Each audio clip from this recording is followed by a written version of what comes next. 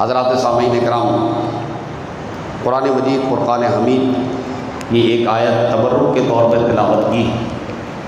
آج کی شب رحمتوں برکتوں کی شب، مغفرت اور نعمتوں کی شب۔ اس شب میں اللہ تبارک و تعالی اپنے سب بندوں کو معاف فرما دیتا ہے۔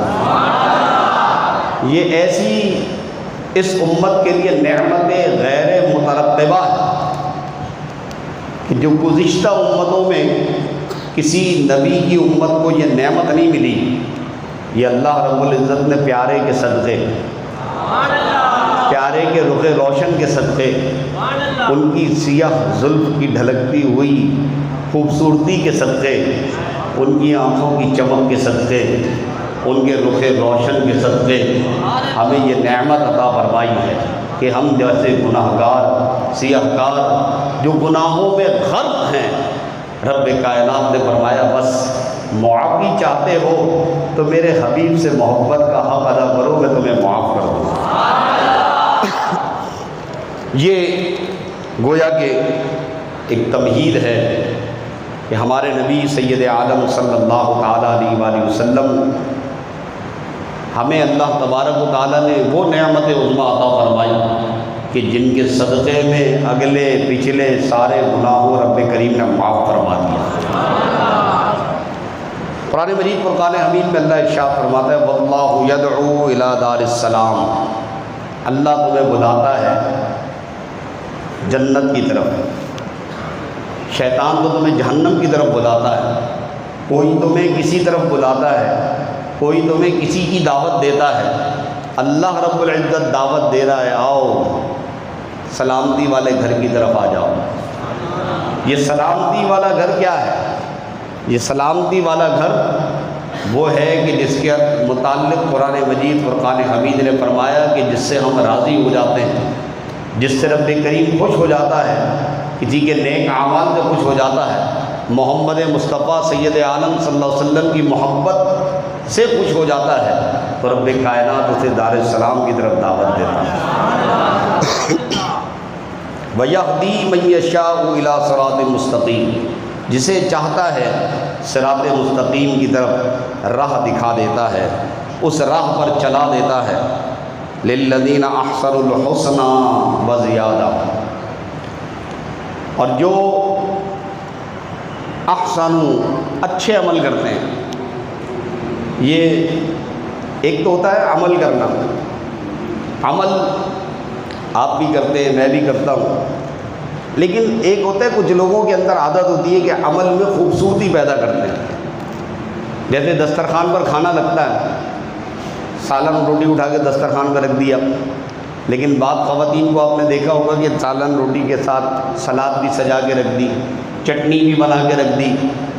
ذرا خوبصورت طریقے سے کہ دسترخوان دیکھنے میں اچھا لگتا ہے، کھانا کھانے کا جی چاہتا ہے۔ تو یہ گویا کہ عمل تو سب کرتے ہیں، لیکن کچھ لوگوں کا عمل ایسا ہے کہ وہ اس عمل کے اندر بھی حسن پیدا کر دیتے ہیں، خوبصورتی پیدا کر دیتے ہیں، اور ایسی خوبصورتی پیدا کر دیتے ہیں کہ جتنے دیگر لوگ عمل کرنے والے ہیں ان عمل کرنے والوں میں ذرا ممتاز ہو جاتے ہیں، ایک الگ مقام پا لیتے ہیں۔ تو رب کائنات ان حسن عمل کرنے والوں کو، عمل کرنے والوں کی بات نہیں ہو رہی ہے، عمل میں حسن جو پیدا کر دیتے ہیں ان سے فرما رہا ہے۔ عمل کرنے والوں سے بھی فرما دیا کہ جو عمل کرنے والے ہیں ان کے لیے جنت ہے، لیکن جو بہترین عمل کرنے والے ہیں، جو عمل میں حسن پیدا کرنے والے ہیں، جو عمل کے اندر کوالٹی پیدا کرنے والے ہیں، ان کوالٹی پیدا کرنے والوں کے متعلق فرمایا جا رہا ہے کہ ان کو ہم حسنہ جنت عطا کریں گے، اور نہ صرف جنت عطا کریں گے وزیادہ، اور زیادہ عطا کریں گے۔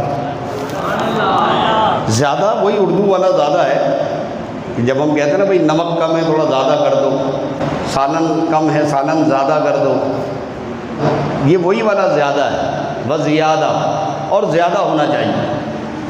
تو اب جو حسن عمل کرتے ہیں ان کو جنت کا بھی وعدہ ہے، اور جنت کے ساتھ ساتھ کچھ زیادہ کا وعدہ ہے۔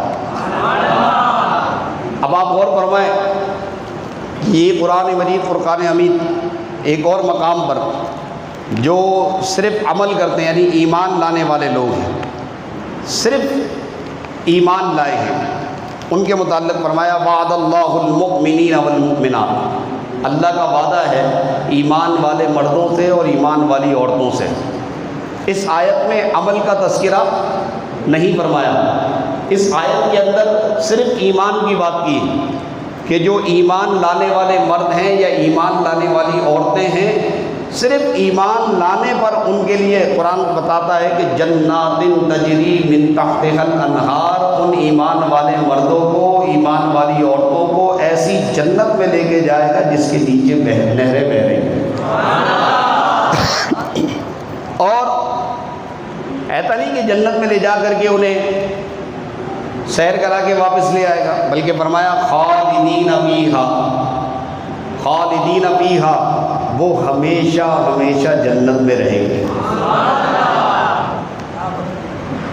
اب یہاں اہل ایمان سے تو یہ فرما دیا کہ ہم انہیں جنت میں لے جائیں گے، اور اس جنت میں پھر ایسی جنت کہ جس میں نہریں بہہ رہی ہیں، جنت کا حسن بیان کیا جا رہا ہے، اور پھر ان حسن عمل کرنے والوں اور عمل میں خوبصورتی پیدا کرنے والوں کے متعلق فرما رہا ہے وَمَسَاكِنَ طَيِّبَةً فِي جَنَّاتِ عَدْنٍ، جنت کے 8 درجے ہیں، جو سب سے اوپر 8واں درجہ ہے وہ جنت عدن ہے، جس میں نبی علیہ الصلوۃ والسلام ہوں گے۔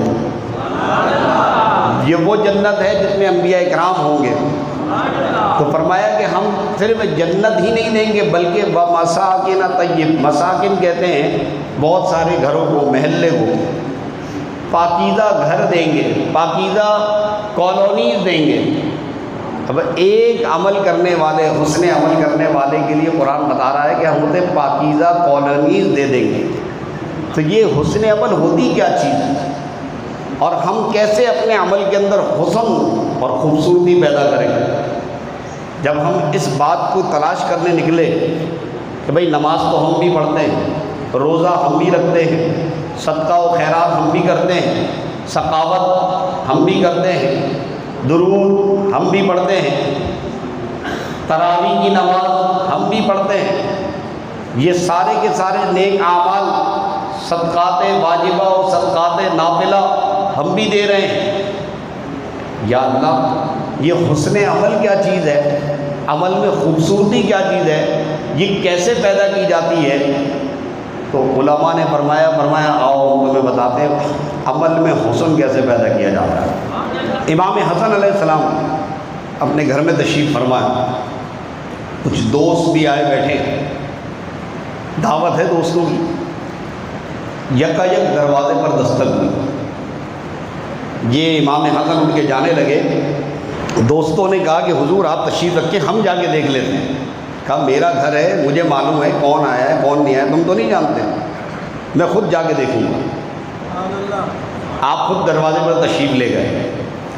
جب دروازے پر پہنچے تو محلے کا ایک شخص دروازے پہ کھڑا تھا، اس نے کہا کہ حضور کسی شخص سے میں نے کچھ قرض لیا تھا، پریشان تھا، اب وہ قرض کی مدت گزر گئی ہے اور وہ شخص میرے دروازے پر آ کر مجھے رسوا کر رہا ہے، میرے پاس اتنی وسعت نہیں کہ میں اس کے وہ رقم اس کو واپس کر سکوں، اس لیے آپ کے دروازے پر آیا ہوں۔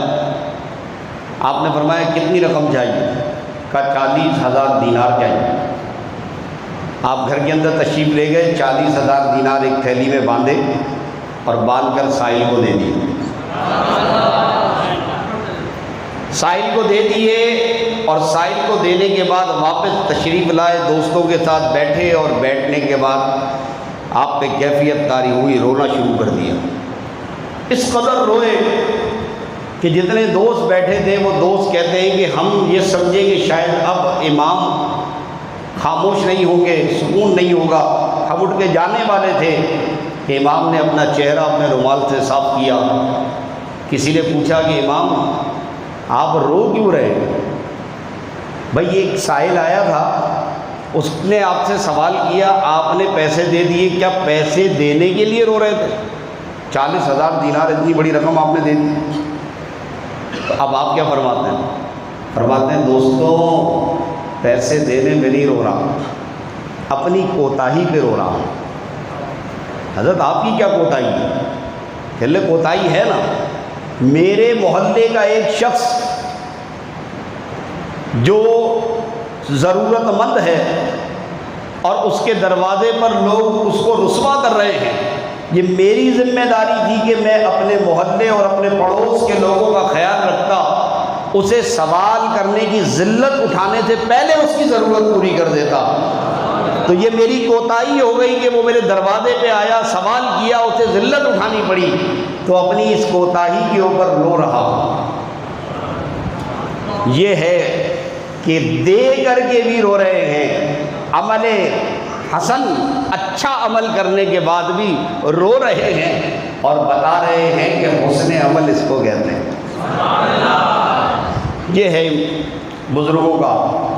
آج ہمارا رویہ اپنے محلے کے لوگوں کے ساتھ، اپنے خاندان کے لوگوں کے ساتھ اس قدر برا ہو چکا ہے۔ آج ہم جس دوراہے پر کھڑے ہیں تو ہم اپنے اعمال کا جائزہ لیں کہ ہم عمل کیا کرتے ہیں۔ اگر کسی کو ہم خیرات دیتے بھی ہیں، زکوٰۃ دیتے بھی ہیں، تو مشاہدہ یہ بتاتا ہے کہ دے کر کے ایسا لگتا ہے جیسے گویا احسان کر رہے ہیں۔ ارے احسان تو اس کا ہے کہ اس نے تمہاری زکوٰۃ کی رقم وصول کر لی، اگر زکوٰۃ لینے والا کوئی نہ ہو تو بتاؤ تم زکوٰۃ کس کو دو؟ قرآن مجید فرقان حمید نے اپنے ماننے والوں کی ذہن سازی اور فکر بیان کرتے ہوئے فرمایا للسائل والمحروم، یہ جو تم دیتے ہو، زکوٰۃ دیتے ہو، خیرات دیتے ہو، فطرہ دیتے ہو، کفارہ قسم دیتے ہو، یہ سب کا سب سائل اور محروم کا حق دیتے ہو، تو جس کا حق دے رہے ہو تو اس پر احسان نہیں کر رہے، اس کا احسان ہے کہ وہ تم سے قبول کر رہا۔ یہ سوچ ہے قرآن مجید کی کہ جب ہم کسی کو دیں تو دیتے وقت ہمارے یہ سوچ ہونی چاہیے کہ یہ اس کا احسان ہے کہ یہ مجھ سے زکوٰۃ وصول کر رہا ہے، میری خیرات دے رہا ہے۔ بھائی تیرا بڑا احسان ہے کہ جب آپ کسی کو دیں تو اس کی عزت نفس مجروح نہیں ہونی چاہیے، عزت نفس مجروح نہیں ہونی چاہیے، اس عمل کے اندر خوبصورتی ایسا پیدا کی جاتی ہے۔ حضرت امام جعفر صادق رضی اللہ تعالیٰ ان کا ایک غلام تھا، تو آپ جب اپنے غلام کے پاس سے گزرے، اب دیکھیں حسن عمل کیا ہے۔ امام کا مقام تو آپ کو بتا دیا نا، اب امام کے غلام کا مقام دیکھیں کہ جو غلام ہے اس کا کیا مقام ہے۔ اپنے غلام کے پاس سے گزرے، دیکھا کہ روٹی کھانے کا وقت ہے، روٹی کھانے کے لیے بیٹھے ہیں کہ دور سے ایک کتا آیا ہے، فاصلے پہ بیٹھا ہوا ہانپ رہا ہے، اور اپنی زبان میں حال سے گویا کہہ رہا ہے کہ بھوکا تو میں بھی ہوں، مجھے بھی روٹی چاہیے۔ امام جعفر صادق فرماتے میں جب اپنے غلام کے پاس سے گزرا تو اس نے اپنی روٹی اٹھا کے کتے کو دے دی اور خود پانی پی کے گزارا کر دیا۔ میں نے پوچھا کہ تو نے ساری روٹی کتے کو دے دی؟ عرض کیا حضور بے زبان جانور ہے، کہاں روٹی گھومتا پھرے گا، اس لیے میں تو انسان ہوں، اللہ تعالیٰ مجھے کوئی نہ کوئی اور ذریعے سے دے دے گا، اس لیے میں نے کہا کہ چلو میں اپنے حصے کی روٹی اس کو کھلا دیتا ہوں۔ امام جعفر صادق رضی اللہ تعالیٰ عنہ فرماتے ہیں کہ مجھے اتنا اثر ہوا کہ یار اپنے حصے کی روٹی، قرآن نے کہا نا وَيُؤْثِرُونَ عَلَىٰ أَنفُسِهِمْ وَلَوْ كَانَ بِهِمْ خَصَاصَةٌ، کہ اپنی ذات پر دوسروں کو ترجیح دیتے ہیں۔ آج ہمارا حال یہ ہے کہ ہم صرف اپنے آپ کو ترجیح دے رہے ہیں کہ میرے عید کے کپڑے بن جائیں، میری عید کی تیاری مکمل ہو جائے اور میرا معاملہ اچھا ہو جائے۔ کسی بزرگ نے ایک تاجر کو دیکھا کہ وہ 10 درہم کا کرتا پہنے ہوئے، تو انہوں نے فرمایا کہ کرتا کتنے کا لیا؟ کہا 10 درہم کا ہے۔ آپ نے فرمایا افسوس تجھ پر کہ تو نے اسراف کیا ہے۔ کہا حضور اسراف کی کیا بات ہے، میں پیسے والا آدمی ہوں تو مجھے حق ہے کہ میں مہنگے سے مہنگا کپڑا پہنوں۔ آپ نے فرمایا تو نے قرآن نہیں پڑھا، للذین احسنوا الحسنی، وہ جو عمل میں خوبصورتی ہے وہ نہیں ہے۔ تو 5 درہم کا کرتا بھی پہن سکتا تھا اور 5 درہم رائے خدا میں خیرات کر سکتا تھا۔ یہ سوچ تھی ہمارے اسلاف کی ہمارے بزرگوں کی یہ طریقہ کار تھا کہ جہاں وہ عید کے کپڑے، یہ فطرہ ہے، فطرہ کیا چیز ہے کہ جب آپ عید کے کپڑے پہنے ہوئے ہوں، نئے کپڑے پہنے ہوئے ہوں، تو آپ کے محلے کا کوئی غریب ضرورت مند وہ بھی عید کے کپڑے پہنا ہوا آپ کے ساتھ عید کی نماز پڑھنے کے لیے کھڑا ہو، تب رب کریم خوش ہوتا ہے، تب رب کریم رحمت نازل فرماتا ہے۔ آج عالم اسلام میں مسلمان جس قدر مظلوم ہے، اگر ہمارے وہ افراد کہ جو دولت و ثروت میں زیادہ ہیں اپنے ان مسلمان بھائیوں کی محلے کی سطح پر، رشتہ داروں کی سطح پر، ملک کی سطح پر، اور پھر جہاں جہاں مسلمان ہیں، فلسطین کا مسلمان ہے، افغانستان کا مسلمان ہے، چیچینیا کا مسلمان ہے، ملک شام کا مسلمان ہے، آج فلسطین کے اندر مسلمانوں پر جو ظلم و ستم ڈھایا جا رہا ہے، مسجد اقصیٰ کے اندر نماز پڑھنے والوں پر فائرنگ کی جا رہی ہے، ہمارے ان مسلمان بھائیوں کو اللہ کی عبادت سے روکا جا رہا ہے، یہ مسلمانوں پر سوچنے کا وقت ہے کہ آیا ہم اپنے ان مسلمان بھائیوں کے دکھ میں شریک ہو یا نہ ہو۔ یہاں تو ہم اپنی افطاری کے دسترخوان سجانے میں مصروف ہیں، ہم اپنی سحری کے دسترخوان سجانے میں مصروف ہیں، اور وہاں ہمارے فلسطینی بھائی مسجد اقصیٰ کی عبادت کے لیے پتھر لے کر بیٹھے۔ دنیا کے 57 ممالک کی افواج کے پاس جو اسلحہ ہے، اس اسلحے سے کئی گنا زیادہ بابرکت وہ پتھر ہے جو مسجد اقصیٰ میں سپاہی لے کے بیٹھا ہوا ہے۔ ہماری بہنیں، ہماری مائیں، ہماری اسلامی خواتین جو اسرائیلی فوج کے غنڈوں کے ساتھ پتھر اور غلیل سے مقابلہ کر رہی ہیں، سلام ہے اے فلسطین کے مسلمانوں کہ تم نے دین کے لیے جو قربانی دی ہے یہ رائے گا نہیں جائے گی، اللہ تمہیں دنیا آخرت میں اس کا اجر عطا فرمائے۔ تو حضرت امام جعفر صادق رضی اللہ تعالیٰ عنہ آپ فرماتے کہ جب میں نے اپنے غلام کا یہ معاملہ دیکھا کہ غلام ہو کر اس کے دل میں اتنی مربت اور احسان ہے، تو آپ خوش ہو گئے، اور خوش ہو کے فرمایا بکریوں کا ریوڑ میری طرف سے تیرے لیے تحفہ ہے۔ بکریوں کا ریوڑ زمانے میں بہت بڑی نعمت ہوتی تھی، اور فرمایا بکریوں کے ریوڑ کے ساتھ یہ جو چراگاہ ہے، جو میری بکریاں یہاں چرتی تھیں، یہ چراگاہ بھی آج سے میں نے تیرے نام کر دی۔ اب یہ تو امام جعفر صادق کا عمل ہے، غلام نے اس کے اندر خوبصورتی پیدا کر دی۔ صبح امام نے بکریوں کا ریوڑ دیا، چراگاہ دی، اور جب شام کا وقت ہوا غلام سے ملاقات ہوئی تو دیکھا غلام پھر خالی ہاتھ کھڑا ہے۔ آپ نے فرمایا بکریوں کا ریوڑ کیا کیا؟ وہ جو چراگاہ دی تھی وہ کیا کی؟ کہا حضور مدینے میں سینکڑوں غریب تھے، ہر ایک کے گھر جا جا کر کے ایک ایک بکری تحفے میں دے دی۔ اور فرمایا چراگاہ کا کیا کیا؟ کہا چراگاہ اللہ کے نام پہ وقف کر دی کہ تم اپنے جانور اس چراگاہ میں چرا لیا کرو، اور ہاتھ جوڑ کر غلام کپڑے جھاڑ کر اللہ کی راہ پہ دوسرے راستے نکل گیا۔ یہ ہے حسن عمل، یہ تھا وہ رویہ ہمارے اسلاف کا، اور اس کا صلہ کیا ہے؟ قرآن مجید فرقان حمید میں یہ 11ویں پارے کی میں نے آیت آپ کے سامنے تلاوت کی کہ اللہ تبارک و تعالیٰ نے ایسے خوبصورت عمل کرنے والے اور عمل میں حسن پیدا کرنے والوں کے لیے رب کائنات نے اس مقام پر ارشاد فرمایا کہ للذین احسنوا الحسنى وزیادہ، ان کے لیے زیادہ ہے۔ اب زیادہ کیا ہے؟ قیامت کا دن ہے۔ امام بخاری شریف کتاب التوحید میں طویل حدیث نقل کرتے ہوئے اس کا ایک ٹکڑا آپ کو سنا رہا ہوں۔ قیامت کا منظر ہے، جنتی جنت میں چلے گئے، جہنمی جہنم میں چلے گئے، کچھ لوگ ایسے ہیں جو اللہ کی بارگاہ میں کھڑے ہیں۔ رب کائنات فرمائے گا کہ بھئی تمہیں جنت دے تو دی، جاؤ نا جنت میں، وَمَسَاكِنَ طَيِّبَةً، پوری کالونیاں دے دی، ایک گھر نہیں دیا ہے، پوری کالونی۔ اب ایک کالونی آپ دنیا میں اگر حساب لگا لیں کہ ایک کالونی کے اندر 200 مکانات ہوتے ہیں، کسی کالونی میں 1000 مکانات ہوتے ہیں، بڑی بڑی کالونیز ہیں۔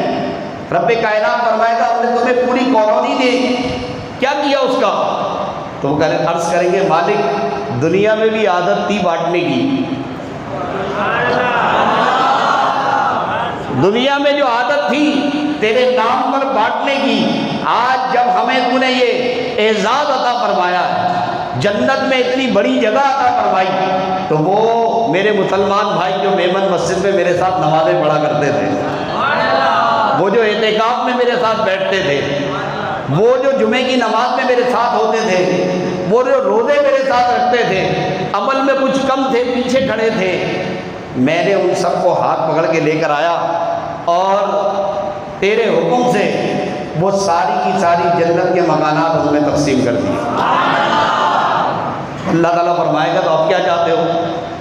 کہ یا رب کریم وہ کچھ ہمارے بھائی ایسے ہیں جو ابھی جہنم میں پڑے ہیں، ہم چاہتے ہیں کہ تو ہمیں اجازت دے ہم جہنم کے اندر جائیں اور انہیں نکال کے لے کر آئیں۔ اللہ کے رسول صلی اللہ علیہ وسلم فرماتے ہیں کہ اللہ رب العزت ارشاد فرمائے گا کہ ٹھیک ہے جاؤ، اور جہنم کے اندر سے جو تمہارا جاننے والا مل جائے، اگر ایمان ایک رائی کے دانے کے برابر بھی اس کے دل میں ہے تو اس کا ہاتھ پکڑ کے لے آؤ اور اسے جنت میں بسا دو۔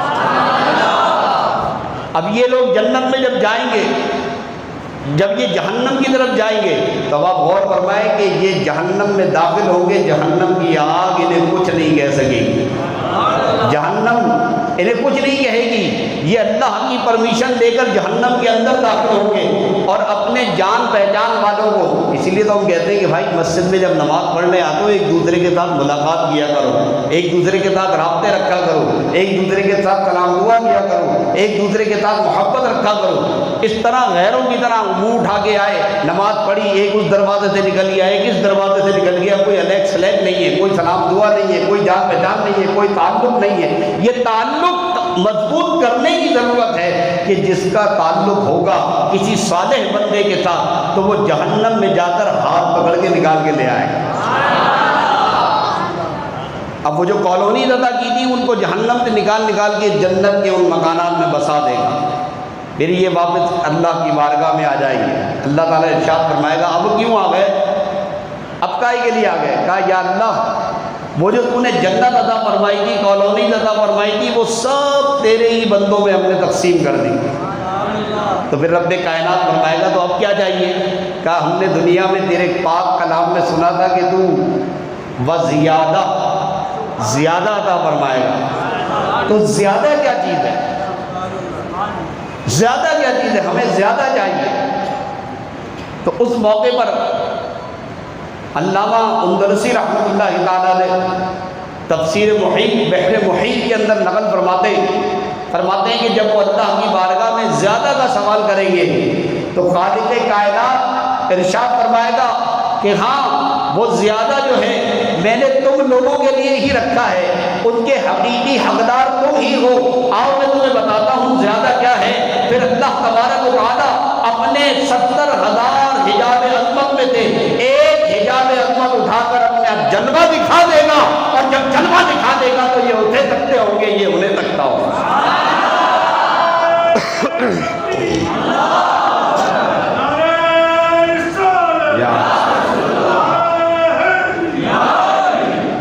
آج کی رات دعا میں آپ نے اللہ تبارک و تعالیٰ سے مانگنا ہے، اپنے لیے بھی مانگنا ہے، اپنے گھر والوں کے لیے بھی مانگنا ہے۔ صرف دنیا مانگنے کی ضرورت نہیں ہے، اپنے ایمان کی حفاظت کے لیے دعا کیجیے، اپنے عقیدے کی حفاظت کے لیے دعا کیجیے، فلسطین کے مظلوم مسلمانوں کے لیے دعا کیجیے، چیچینیا اور افغانستان اور شام کے مسلمانوں کے لیے ان کی مظلومیت کے لیے دعا کیجیے۔ آپ جب ان کے لیے دعا کریں گے تو اللہ تبارک و تعالیٰ آپ سے راضی ہو کر آپ پر اپنا انعام عطا فرما دے گا۔